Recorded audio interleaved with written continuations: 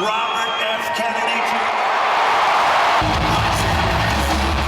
The independent presidential candidate and possible election spoiler, now a supporter of former President Donald Trump. Both men together on stage for the first time. Don't you want a president who's going to get us out of the wars and who's going to rebuild the middle class in this country? The two bonding over shared assassination events. In July, Trump injured in an attempted assassination. RFK Jr.'s uncle, Democratic President John F. Kennedy, and his father, Attorney General Robert F. Kennedy, both assassinated.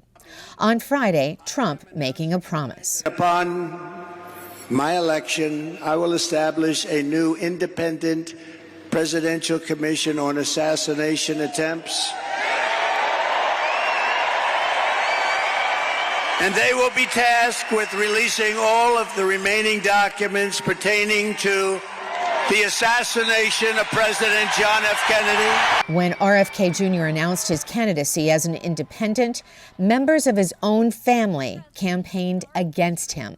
Instead, they supported the ticket of the Democrats, the party of his family. Is to re-elect Joe Biden and Kamala Harris. RFK Jr. is a controversial candidate as a vaccine denier and a conspiracy theorist on COVID-19 and 9/11. Mary Jo O'Rourke's father worked for President John Kennedy in the 1960s. I am a Kennedy devotee.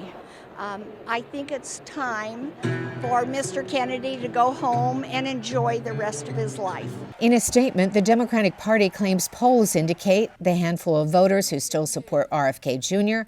are splitting between Democratic candidate Kamala Harris and Trump. Some analysts say the RFK Jr. voters might not vote at all. Others predict a short-term bump for Trump. It's slightly helpful to Donald Trump.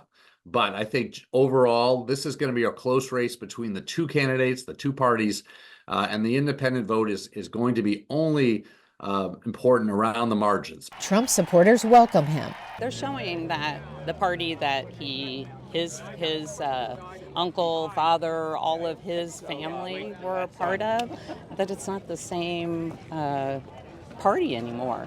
Wow, that was something, huh?